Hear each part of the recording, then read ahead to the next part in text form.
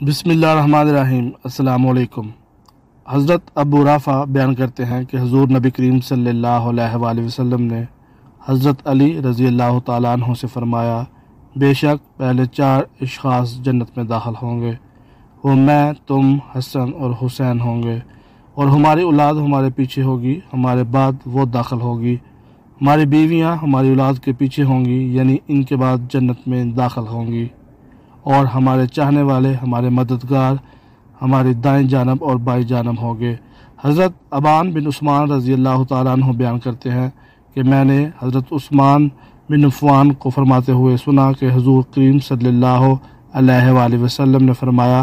جس شخص نے اولاد عبد المطلب میں سے کسی کے ساتھ بلائی کی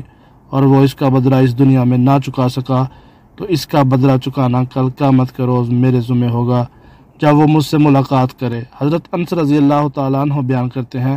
کہ حضور نبی کریم صلی اللہ علیہ وآلہ وسلم نے فرمایا، میرے رب نے میرے اہل بیت کے بارے میں وعدہ کیا ہے کہ ان میں سے جو بھی میری توحید کا اقرار کرے گا، اسے یہ بات پہنچا دی جائے کہ اللہ تعالیٰ اسے عذاب نہیں دے گا۔ حضرت عبداللہ بن عباس رضی اللہ تعالیٰ عنہ سے مروی ہے کہ حضور کریم صلی اللہ علیہ وآلہ وسلم نے فرمایا، میرے اہل بیت کی مثال حضرت نوح علیہ السلام کی کشتی سی ہے، اس میں سوار ہو گیا وہ نجات پا گیا، اس سے پیچھے رہ گیا وہ غرق ہو گیا۔ حضرت عباس بن عبد المطلب رضی اللہ تعالیٰ عنہ سے مروی ہے کہ میں نے بارگاہ رسالت صلی اللہ علیہ وآلہ وسلم سے عرض کیا، یا رسول اللہ صلی اللہ علیہ وآلہ وسلم، قریش جب آپس میں ملتے ہیں تو حسین مسکراتے چہروں سے ملتے ہیں، جب ہم سے ملتے ہیں تو ایسے چہروں سے ملتے ہیں جنہیں ہم نہیں جانتے، یعنی جذبات سے عاری چہروں کے ساتھ۔ حضرت عباس رضی اللہ تعالیٰ عنہ فرماتے ہیں، حضور نبی کریم صلی اللہ علیہ وآلہ وسلم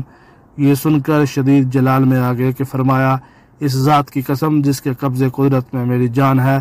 کسی بھی شخص کے دل میں اس وقت تک ایمان داخل نہیں ہو سکتا جب تک اللہ اور اس کے رسول صلی اللہ علیہ وآلہ وسلم اور میری قربت کی خاطر تم میں سے محبت نہ کرے۔